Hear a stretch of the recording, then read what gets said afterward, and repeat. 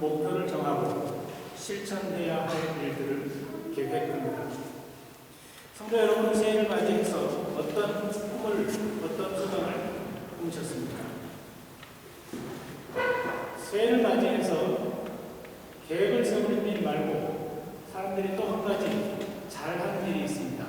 물론 이것은 우리 예수님을 믿는 사람들에게는 잘 해당되지 않는 거지만, 사람들은 새해가 되면 한 해 운세를 보러 갑니다.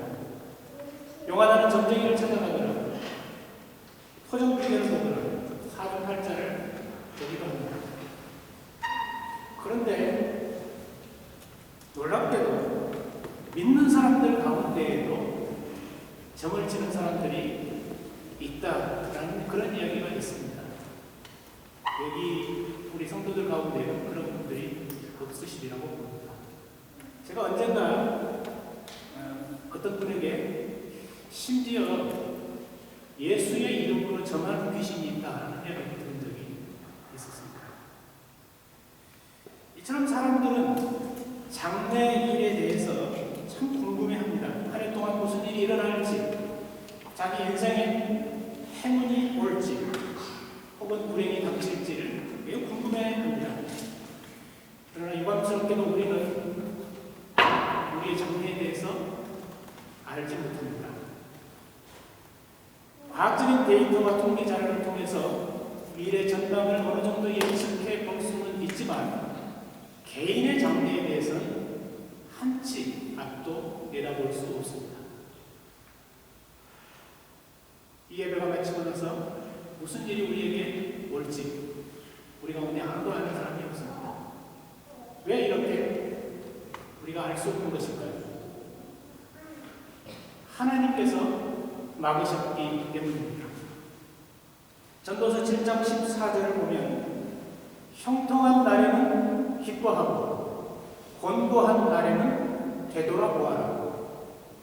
하나님께서 이 두 가지를 병행하게 하사 사람으로 하여금 능히 장래일을 헤아려 알지 못하게 하셨느니라. 장래일을 능히 헤아려 알지 못하게 하신 분이 하나님이십니다. 그러므로 우리는 장래일에 대해서 알 수 없습니다. 미래를 위한 사람의 일과 미래를 위한 하나님의 일, 이것이 오늘 제가 여러분과 함께 나누고 싶은 말씀의 주제입니다. 사람이 자기 미래를 위해서 하는 일이 무엇입니까? 계획하는 일이라고 했습니다. 그러면 하나님의 일은 무엇입니까? 오늘 말씀해 보니까 응답하심, 이루심, 인도하심. 하나님께서 응답하시고 이루시고 인도해 가신다라고 말씀했습니다. 먼저 사람의 일에 대해서 생각해 봅시다. 오늘 말씀에서는 마음의 경영이 사람에게 있고 라고 말씀하십니다. 마음의 경영이란 계획을 뜻합니다. 9절에서도 사람이 마음으로 자기의 길을 계획할지라도 라고 되어 있습니다. 결국 사람이 해야 할 일은 계획하는 것이라는 것입니다. 자기의 삶에 대해서 목표를 정하고 그것을 이루기 위해서 노력하는 것이 사람이 해야 할 일이라는 것입니다. 우리는 우리 자신의 삶에 대한 책임이 있습니다. 하늘은 스스로 돕는 자를 돕는다 라는 말에도 인간 스스로의 삶에 대한 책임성이 표현되어 있습니다. 그러므로 자기는 아무런 노력도 하지 않고 아무런 계획도 하지 않고 마냥 하나님께서 어떻게 해주시겠지 라고 기다리는 것은 마치 감나무 밑에서 입을 벌리고 감이 떨어지기를 기다리는 것과 같은 그런 어리석은 일이라고 할 수 있습니다. 그러나 우리 하나님을 믿는 사람들은 자기가 하는 계획이 무엇보다도 하나님의 뜻에 맞기를 원할 것입니다. 가령 어떤 젊은이가 직업을 계획한다고 합시다. 장래에 가질 직업을 계획한다고 합시다. 세상에 손을 헤아릴 수 없이 많은 직업들 가운데서 하나를 고르는 것도 인간이 하는 계획의 중요한 부분입니다. 그럴 때 보통 고려하는 것이 무엇입니까? 무엇이 나의 적성에 맞냐? 무엇이 내 재능과 부합하느냐? 그 직업을 가지고서 얻을 수 있는 보수가 얼마나 되느냐? 그 직업을 통해서 내가 누릴 수 있는 사회적 지위가 어떻게 되느냐 하는 것들을 고려할 수 있습니다. 그런데 그리스도인이라면 이런 것들보다 더 중요한 판단 기준을 가져야 합니다. 과연 무엇이 하나님의 뜻에 합당한 것인가 하는 질문입니다. 달리 말하면 하나님께서 무엇을 기뻐하실까? 나의 삶을 통해서 이루기 원하는 하나님의 뜻이 무엇일까? 하는 무릎을 스스로에게 던져야 한다라는 말씀입니다. 나에 대한 하나님의 뜻이 무엇일까? 제가 돌이켜보니까 고등학생 시절에 그리고 대학생 시절에 끊임없이 제 자신에게 질문하고 방황하고 고민했던 문제가 그거였습니다. 하나님께서 나에게 원하시는 뜻이 뭘까? 내가 어떤 삶을 살기를 원하실까? 내가 어떤 직업을 갖기를 원하실까? 하는 것을 계속해서 고민했었던 것 같습니다. 하나님의 뜻이 뭘까? 어느 날 하나님께서 꿈속에 나타나셔서 야, 너가 이렇게 살았으면 좋겠다 이렇게 말해주셨으면 좋겠는데 그런 일은 일어나지 않습니다. 하나님의 뜻을 분별할 수 있는 기준이 뭐겠습니까? 하나님을 믿는 사람들은 그 기준을 하나님 말씀에서 찾습니다. 그런데 이 대답은 어쩌면 오해를 불러일으키기 쉬운 말입니다. 하나님의 말씀 중에서 어느 특정 구절, 어느 특정 문구를 하나님의 뜻으로 오해할 수도 있다는 말입니다. 이런 이야기가 있습니다. 어떤 사람이 자기에 대한 하나님의 뜻이 무척이나 궁금했습니다. 어떻게 하든지 하나님의 뜻을 클라하게 알고 싶었습니다. 어떻게 하면 좋을까? 그런데 아이디어가 떠올랐습니다. 하나님의 뜻은 분명히 이 성경책 속에 있을 테니까 이 성경책 속에서 하나님의 뜻을 찾아야 됩니다. 그래서 기도하는 마음으로 성경책을 펼쳐서 가장 먼저 눈에 오는 그 구절이 지금 나에게 주시는 하나님의 말씀이다. 지금 나에게 주시는 하나님의 뜻이다. 라고 생각하고 간절하게 기도하고 나서 성경책을 착 펼쳤습니다. 그랬더니 마태복음 27장 5절이 눈에 가장 먼저 들어왔습니다. 유다가 은을 성소에 던져 넣고 물러가서 스스로 목매어 죽은지라. 이 말씀이 자기를 향한 하나님의 뜻이라면 자기의 재산을 어딘가에게 누군가에게 주고 나서 자기는 죽어야 마땅하겠죠. 이건 아니야. 다시 한번 해보자. 다시 한번 성경책을 펼쳤습니다. 그랬더니 누가복음 10장 37절이 눈에 들어왔습니다. 가서 너도 이와 같이 하라. 갈수록 이거 태산이네. 적어도 3-4번은 해봐야 되겠다. 그래서 마지막으로 성경을 다시 펼쳤습니다. 그런데 요한복음 13장 27절 말씀 나왔습니다. 내가 하는 일을 속히 하라. 여러분, 하나님의 말씀에 따른다는 것이 이처럼 특정 문구를 쫓아가는 뜻이겠습니까? 결코 아닙니다.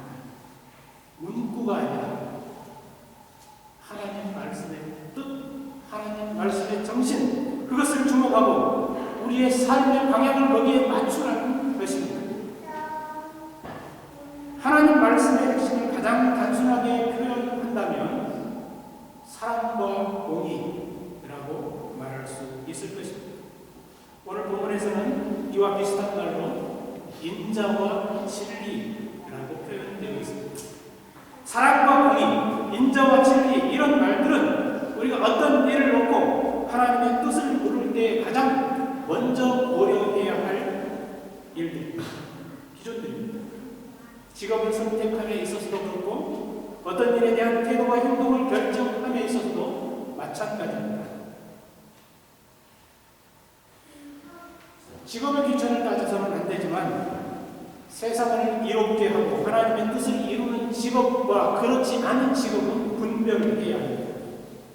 8절을 보면 소득이 많아도 불의를 경한 일이 있고 공의를 경하지만 소득이 적은 일도 있다고 했습니다.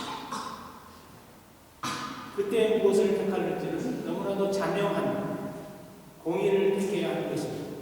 비록 그것이 나에게 커다란 이익이 되지 않고 어쩌면 손해가 된다고 할지라도 공의를 택하는 것이 하나님의 뜻을 따르는 것입니다. 그러나 우리는 자주 자기의 소망이나 욕심을 그럴듯하게 포장하여 하나님의 뜻으로 둔갑시키곤 합니다. 자기가 바라는 소원대로 되어야 하나님이 인도하셨다고 고백합니다. 말로는 하나님의 뜻을 구한다고 하지만 실제로는 자기의 뜻을 이루기 위해 애를 씁니다. 그러면서도 자기가 하나님의 뜻을 따르고 있다고 생각합니다. 자기가 정당한 일을 하고 있다고 스스로 속습니다.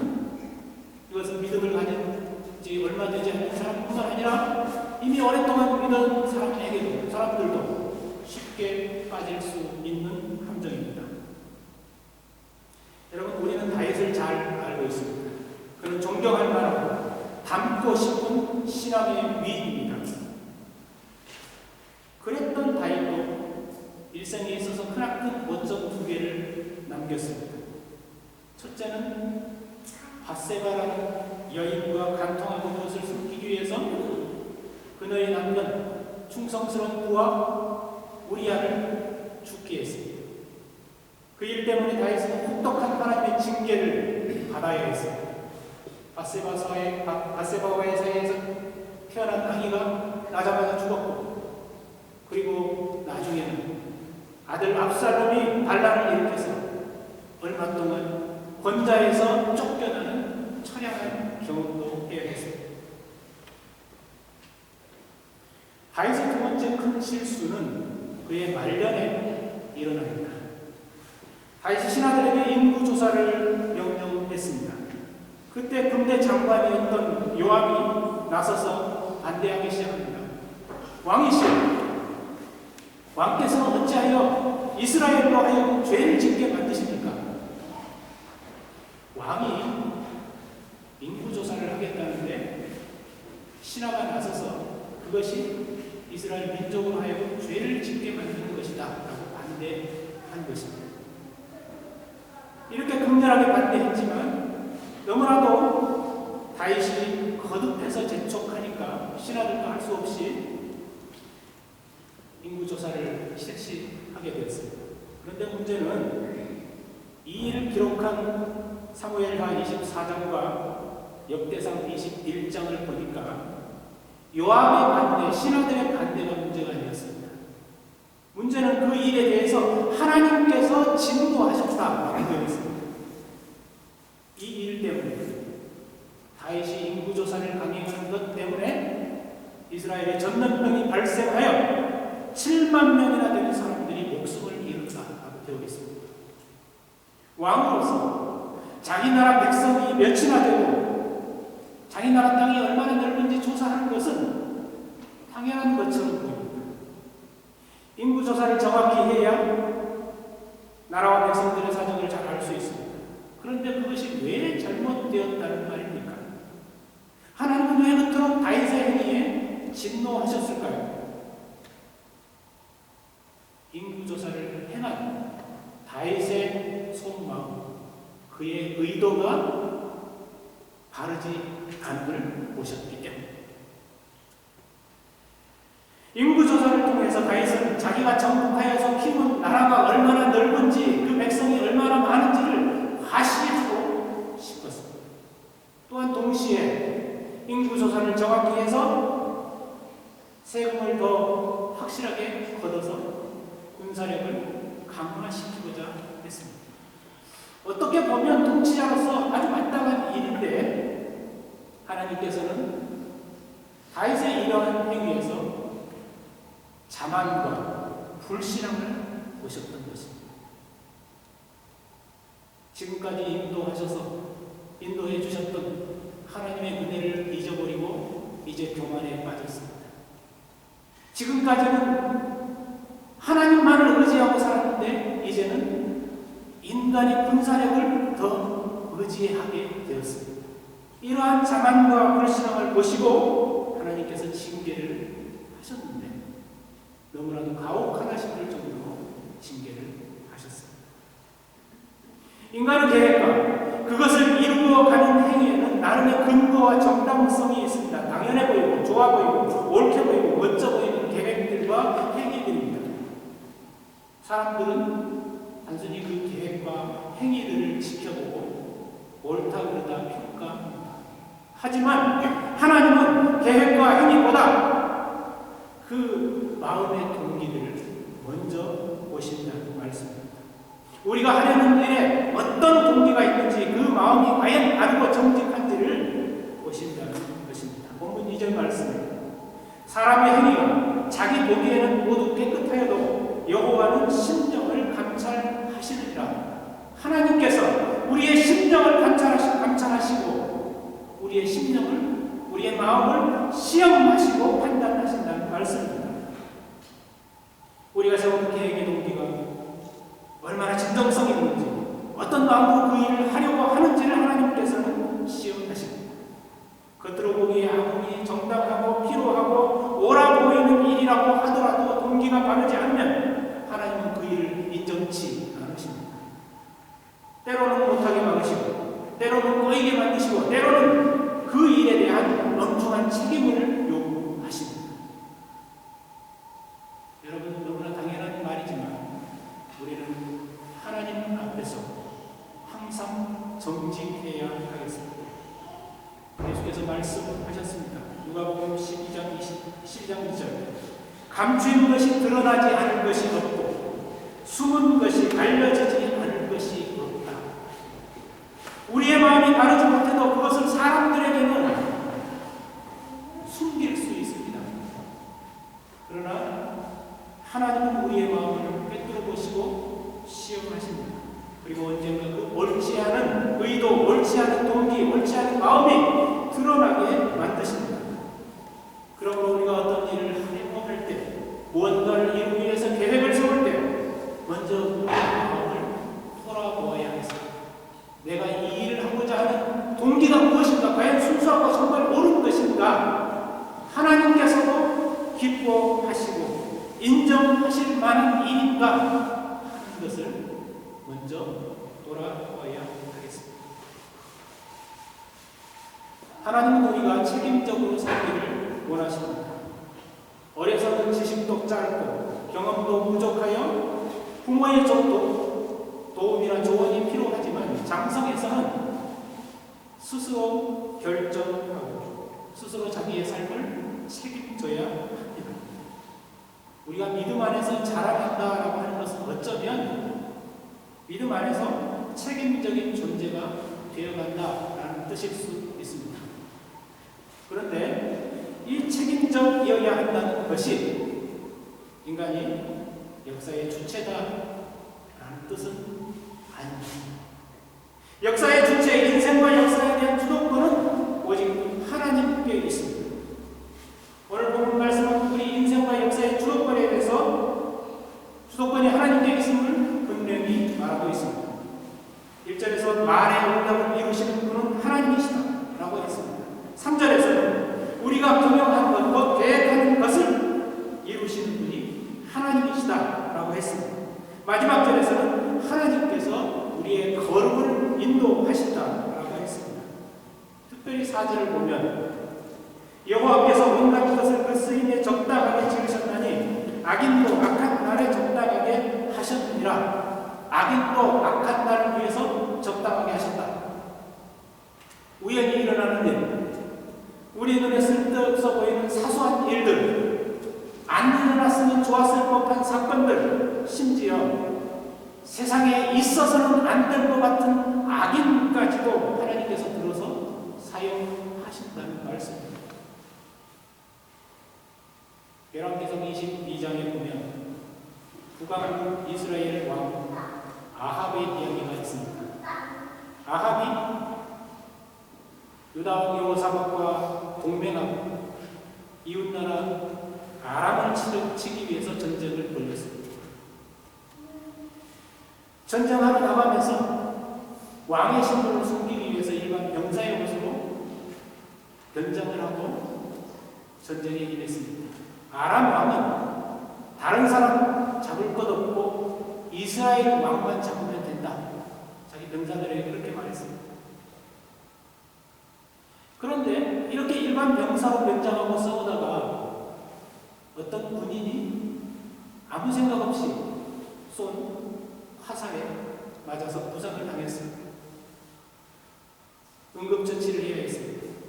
왕이 탄 병거를 끌고 나와서 전쟁이 없는 곳으로 가서 응급처치를 받아야 했는데 너무 싸움이 맹렬해서 거기서 빠져나오지를 못했습니다. 결국 너무 많이 피를 흘려 죽고 말았습니다. 이 아합 왕이 탔던 병거를 사마리아 못가에 가서 물로 씻었는데 그 흐르는 피를 개들이 와서 핥기 시작합니다. 어처구니없이 왕이 전사한 것이죠. 그 병사는 내가 이스라엘 왕을 쏴서 죽여야 되겠다는 생각으로 화를 쏜 게 아닙니다. 그냥 아무 생각 없이 그냥 닥치는 대로 화를 당겼습니다. 그리고 그 화살이 가서 아합을 맞췄습니다. 그리고 죽었습니다.